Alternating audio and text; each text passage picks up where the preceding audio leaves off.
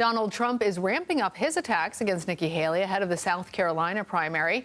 As Haley touted in her recent boost in fundraising, Trump appeared to target her donors yesterday, saying anyone who gives to her campaign will be, quote, permanently barred from the MAGA camp. For more on this, I want to bring in CBS News campaign reporter Taurean Small. Taurean, a threat like that being issued to Haley's donors, especially if it's being done publicly, seems like a new, I don't want to say low in campaigning, but talk to us about how Trump views the Haley campaign and whether these threats are actually having an effect on donors.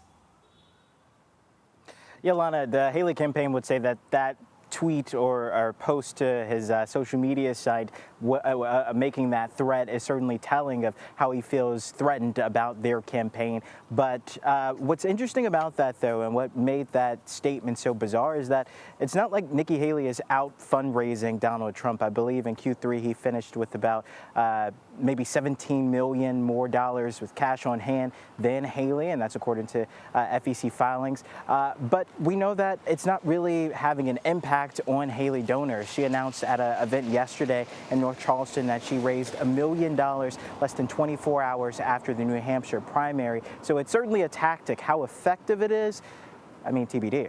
All right, Taurean, you're there in South Carolina. That's Nikki Haley's home state. She was governor. How's she regarded by voters?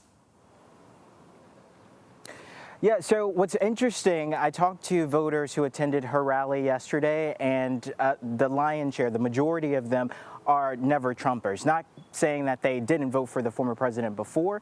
Many of them said they voted for him twice, but they said moving forward, they just don't see him at the top of the ticket and their support for him.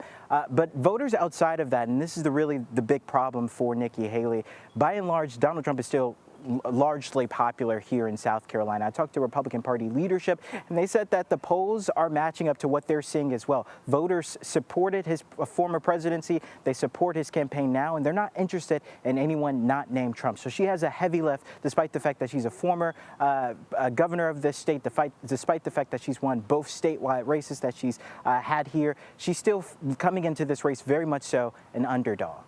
And Taurean, this is a question that we're getting from folks, because technically Nevada is up next for the GOP, but the campaign seemed to largely be ignoring the Silver State. Why is that?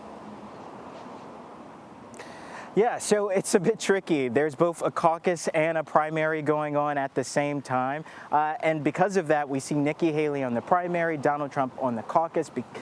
For that reason, Nikki Haley is avoiding it because she can't ultimately win delegates there, even if she were to compete, because the Republican Party controls the caucuses and that they're ultimately the ones who decide where those delegates go.